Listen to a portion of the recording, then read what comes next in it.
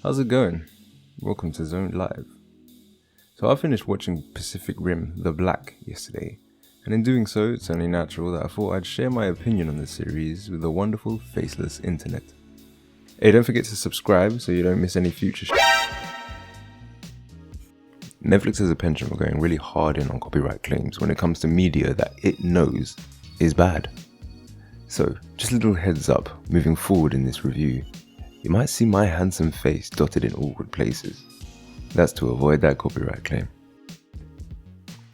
Every now and then we get a movie that's really enjoyable, so much so that studios attempt to cash in on it and turn it into a franchise. Del Toro's Pacific Rim was one of these movies, a brilliant popcorn flick that shamelessly filled the base needs of giant mecha and kaiju fans on the big screen. Needs that have been strangely absent from mainstream Hollywood. Fingers crossed that the upcoming Gundam movie doesn't turn out to be the US crapping over yet another beloved anime franchise. Pacific Rim was a dumb yet incredibly fun popcorn flick, and because it didn't take itself too seriously, its glaring stupidity got easily excused. Since then there have been further attempts, thankfully only 2 so far, at capturing the fun of the original Pacific Rim. The latest attempt, much like Pacific Rim Uprising, in my personal opinion, fails at capturing this fun and generally falls into the same level of mediocrity as other forgettable anime such as... well, I did say forgettable. I've heard it get a fair bit of praise for being a bleaker take on Pacific Rim, but this just highlights to me one glaring flaw. Aiming for a more serious and bleaker take on something that was not intended to be serious or bleak kinda misses the point. Before I go full swing, unloading my thoughts like a morning on the toilet after a bad curry, oh my god! I'll try my best with the things I did like about the series. Don't worry, this shouldn't take too long.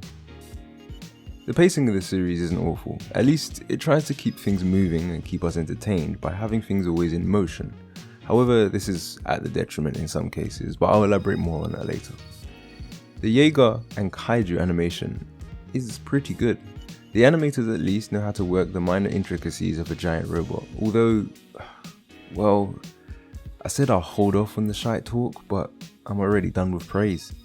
The sense of scale that the original Pacific Rim had is completely lost in the speed that the colossal creatures and robots move. They feel more like Iron Man suits than giant skyscraper-tall robots. Outside of them, the series suffers from the typical anime stutter whenever there are humans on screen. Almost like the studio is afraid to animate in greater than 25 FPS. I'd actually have to do more research to confirm that, but it doesn't seem as smooth as when the kaiju or robots are on screen. Speaking of people, with the exclusion of about 3, the cast of humans in this are either one of a few things: stupid, forgettable, or inexplainably evil. Here it just comes off as unbelievable. Again, this is something that you would be able to give a bly if it was just dumb fun entertainment, but then the series tries so hard to explain other matters that this just sticks out. Explanation and spoiler in...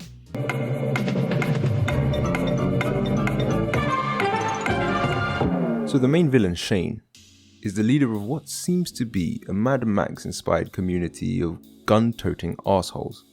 It's never really explained what their goal is aside from serving Shane, or how exactly they benefit from working with someone who is so ruthless. In such a world, it's kinda hard to believe that anyone would submit under anyone else's heel. In every scene featuring him, Shane proves to be a dick to everyone around. This includes those who are loyal. So why are they loyal?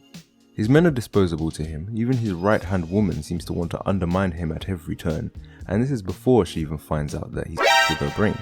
So why and how did he rise to power when working together with people would clearly be the best thing to do? The idea that ruthless power would work in such dire circumstances is really hard to grit my teeth and believe. And this lack of believability is something that all the characters share. They're all dumb or evil for no reason. And this isn't even unique to the humans. The main, and only, weirdly enough, Jaeger of this series has an onboard AI that for some reason is a massive... I could buy into it being defective, but I can't buy into the idea that this AI wouldn't have been scrapped and replaced. Again, these are all things that wouldn't stand out in the initial movie, but because they're brought to light and made note of in this series, and the series goes out of its way to try and explain these things, just stands out as really, really stupid.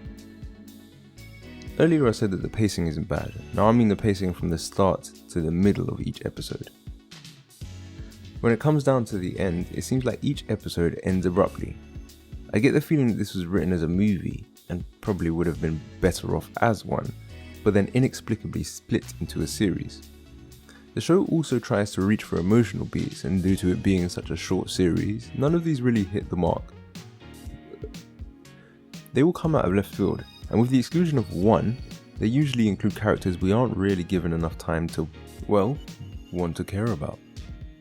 The final thing to mention before I come to my conclusion is more of a nitpick, but the way this series goes full on Attack on Titan at the end. Now, under normal circumstances, yet again I hate to keep bringing this up, but if the anime came full swing with hey, this is dumb, don't question it, but fun, don't question it, then I would have no problems whatsoever. But towards the end of the series, it feels more like they're just throwing random concepts in a blender that they were like, yeah, that would be cool. Now, I reiterate, this wouldn't have been too bad if the series didn't attempt to take itself seriously, to take itself away from the dumb fun it clearly should have been. However, it really has tried to distance itself from being just dumb fun. So to conclude, my opinion and verdict on Pacific Rim the Black?